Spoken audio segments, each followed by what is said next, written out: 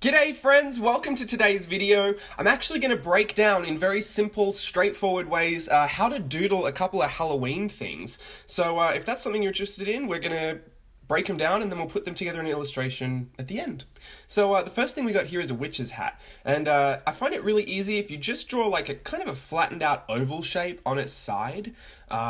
Just like a flat pizza kind of. I'm putting the head in there just for reference because it does help when you've drawn the oval shape on the top of the head just to mark two little points where kind of the hair would be. And then I mark two more points, just anywhere kind of, and then a final point. And then I'm just going to kind of play connect the dots, and that's just going to be the top of the hat. Now you want to draw those little lines where the hair is, because that's where you kind of want to follow the curve of the brim, and then kind of, you know what I mean? Like parallel that line to the brim of the hat. Now I'm just going over it in blue just to show you the lines that I'll end up pulling out at the end. And this is a very bad example of the witch's hat, but I'm going to speed through and just show you another one. They can honestly be whatever you want, but I find it easiest if you start with a very flattened oval shape at the top of the head, find where the hair would be, and then just kind of make a, a random shape coming off the top of the hat. It can be falling off to the side like I'm going to do here. It can be anywhere. It doesn't even have to be triangular. It could be circular. But I find keeping it these straight kind of lines is a little more interesting for me. And it's kind of like what I like to do anyway. So this is probably a better version than the first one, but you can see it's very, very simple when you break it down, and honestly the top of the hat can be whatever you want. I also find that if you put two like little marks where the hat folds over, they don't have to be anything special. It kind of gives the illusion that the hat is kind of folded. So that's just a simple witch's hat, and let's move on to the next one. The next thing we're going to do is witch's boots. The little witch's booties. Now, these are honestly, like, they're not, true to life boots, but I'm just going to show you a simple way to break it down if shoes are kind of something you're struggling with. So I'm just going to put in some leg lines for reference. Honestly, they're just straight lines. They don't even really look like legs. But at the bottom, where the heel would be, you kind of want to do an upside down teardrop. And that's going to be the heel. Next to that, on the same plane where the shoe ends, where the teardrop ends, you want to do another flattened out oval, like the witch's hat. Just a flattened out oval, and then I just connect those two with some parallel lines. And then just because it's a witch's boot, I'm going to put a little spiral off the end. Just like a little, what are they called? A spiral? I think it's called a spiral. A squiggle. And I'm just going to show you the other side is exactly the same. You've got the upside down teardrop shape, the flattened out oval, and then you just connect those two. Now to make the boot, you just want to go up the leg and kind of cut it off however long you want them. It's just basically a rectangle. And yeah, that's really the most simple way. And then obviously, again, with the blue, I'm just going to show you the outline that I'll end up pulling out. You can leave those working lines underneath there and color over the top of them. Honestly, no one's really going to know. Or you can erase them. You can do them in pencil and then erase them afterwards. Obviously, you don't have to put the squiggle on the end. I'll just say that the closer you move that little oval, so you've got the upside down teardrop shape and then you've got the oval.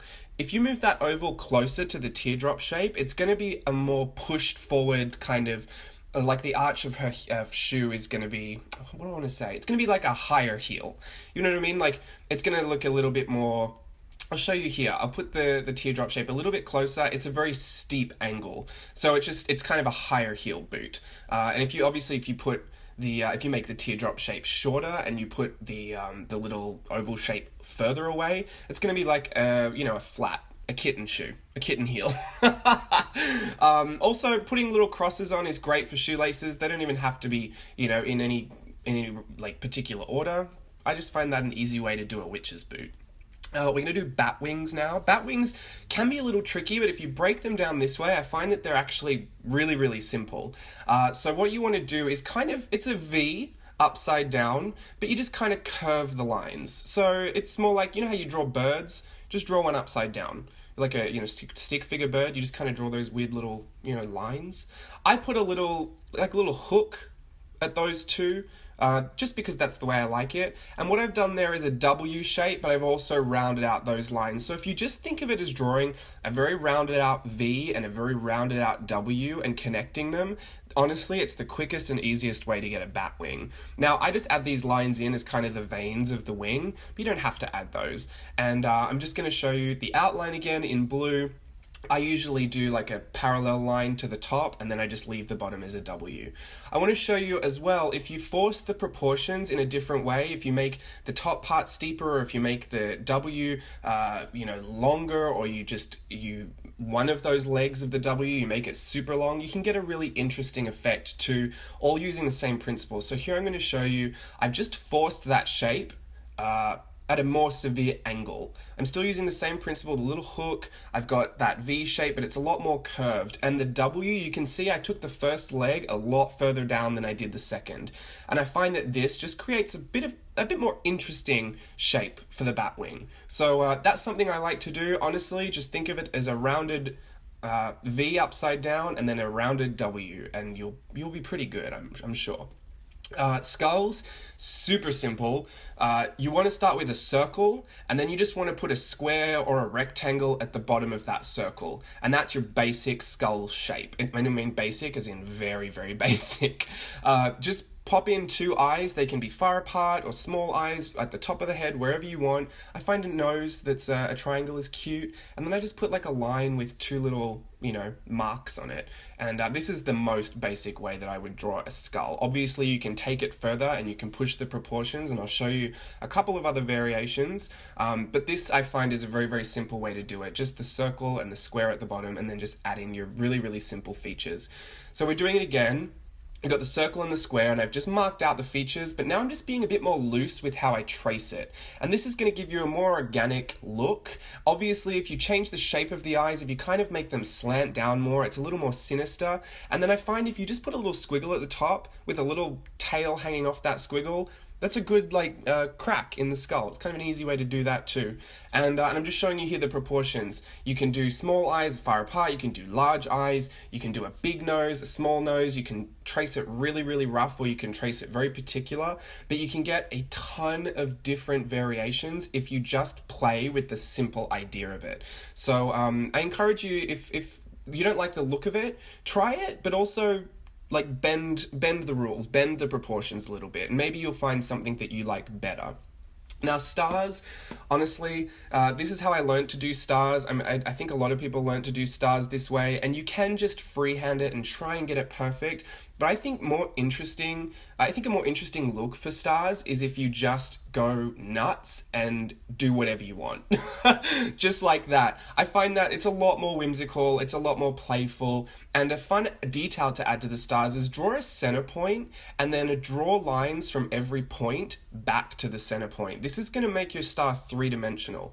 So you can do it from those points, and then I would do it from the points in between those points too. So basically wherever there's two corners meeting at an angle, draw a line back to the center. And I'll show you, once you've done it a couple of times, honestly, you don't even need to turn the paper, you can just do it, straightforward. So those are the stars that I like to use when I'm feeling a little fancy. Very, very simple. The next thing we're going to do is candy corn. This is also super, super simple, but I don't know if people, I think sometimes people just don't want to try because proportions seem off. But I'm just showing you here, if you just do a very regular triangle, I think it's an isosceles, is it? I don't know. Just a normal triangle, but if you just round out the corners, you're gold. Just round the corners. That is honestly the easiest way to get a candy corn if you're kind of struggling to get the proportions right. It's a triangle with some very rounded corners. So I'll leave that one at that. You can freehand it obviously, but if you just keep thinking of a rounded triangle, you'll get it every single time. The next one we're going to do is a pumpkin. Now, pumpkin seems like it might be a little difficult, but honestly, like I've been showing, if you break it down, it becomes so much more manageable. So I'm going to start with a circle, and then in the middle of that circle, I'm going to add a slimmer oval shape. And it doesn't matter if it goes over a little bit. In fact, it's kind of a good thing. The top, the stem, the stalk, whatever that's called, I just do a little triangle. It doesn't have to be much. I'm going to add the facial features. Obviously, whatever takes your fancy, you can add. I do triangles and a very simple line for the mouth. I've also put in some little teeth there, but it's totally optional. Now here's the trick. When you're outlining, you can go over the lines that you've done, and because I'm going to color in the face details, it doesn't really matter that I've gone over them. But when you're tracing the outside lines, kind of those moon shapes, don't connect them perfectly to the bottom of that oval. Just kind of round them in a little bit, and that'll give your pumpkin a little bit of dimension. So it's not a perfect circle. It's kind of an oval with two little moons attached to it. But I do find it easier to start with the circle and then kind of force those lines back towards each other. And the principle works too with an oval shape if you want to get a little more messy with it, a little more crazy with it, and like I said, push the proportions like we've been doing in the other ones. It totally works. If you still follow the same principle, it's going to work. So just go over those lines, and then on the outside, see how I didn't really follow it perfectly? That just gives your pumpkin dimension, because pumpkins aren't perfectly round, and they've got those grooves in it. So I find that if you just connect it like that, you're pretty good. And this is just where I'd put the shading, just if you're curious. I'd put it where those lines meet and on the outside. Kind of leave the middle bits open. So we've learned a witch's hat, witchy boots, bat wings. We've also learned how to do skulls. I think the next one is stars. I'm correct. Voiceovers are hard. Candy corn and pumpkin. So let's put them all together in an illustration. Now, I'm going to start with a basic swatch doll because I think they're pretty simple and everyone's been nailing them. So if you want to go and check out the swatch dolls video just to get an idea of where I'm starting and how I'm putting this together proportionally, just go and check out that video, and this is where I got that from. And here we're going to start with the witch's hat. We're going to add everything we just learned to this one drawing. So using the same principles, I've got the flattened out pizza, I've got the reference from the hairline, and I've made those little points to connect my hat to something. Now, I'm going to do all of the parts that we've learned in blue. So now I'm going to add the star. And I'm doing it exactly the way that I taught it just beforehand. You can see, you can go back and look and pause that video and start that again, but I'm just doing exactly what I've taught. And see how I'm pushing those proportions of the W in that bat wing? That to me, you can just see it's a little more whimsical, a little more fun. Here I'm going to make the pumpkin her little trick-or-treat pumpkin. Exactly the same thing, the circle with the oval, the features, and then when I connect all the lines together, I'm just going to round them out and make them not so circular as when the lines attach to each other. Here we've got the shoes, the teardrop shape upside down, the flattened pizza. We've got the boots going a little far up her legs, but that's cute. And you can just see, these are so quick to add. There's really not much to it. So I'm just getting carried away with some details here, but I do want to put some candy corn down on the hill. And you can see another thing, the thing that I'm doing. I am keeping all of the things we've learned in blue. So you'll see they're all in there, and I've just made these skulls like little skulls growing from the ground. And I think my point I'm trying to say is don't be so particular about it. It's actually more interesting to look at if your lines are a little wonky. If you're struggling with your perfection streak, hold your pencil further back than you normally would, and that'll stop you from overdrawing. It'll kind of keep your lines a little more squiggly and loose and sketchy looking, and that'll be great. But for me, this was all just an outline. I just wanted this as a base, so I knew where to lay my colors. I'm actually going to go back in with a zebra disposable brush pen, and I'm going to add in all those details using the line weight. And there's a tutorial on line weight that I've got as well from a Tag Tuesday, so if you're curious to know some more about that, when I add those details, go check out that video. This is the new Prima Classics palette that I got the other day, and I'm just enjoying playing with it. Super bright colors. I'm really impressed with them. Not as transparent as I thought they would be, but honestly not a problem.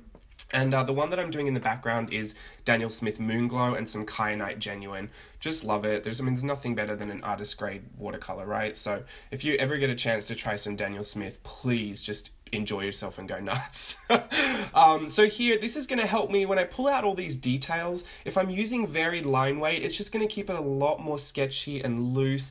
The feeling of the dark ink lines is going to match the feeling of the very loose watercolor, and that's something that I really like to pick up on. So that's everything we've done today. I'm going to show you some close-ups, and I hope you try it. Let me know if you do. Bye!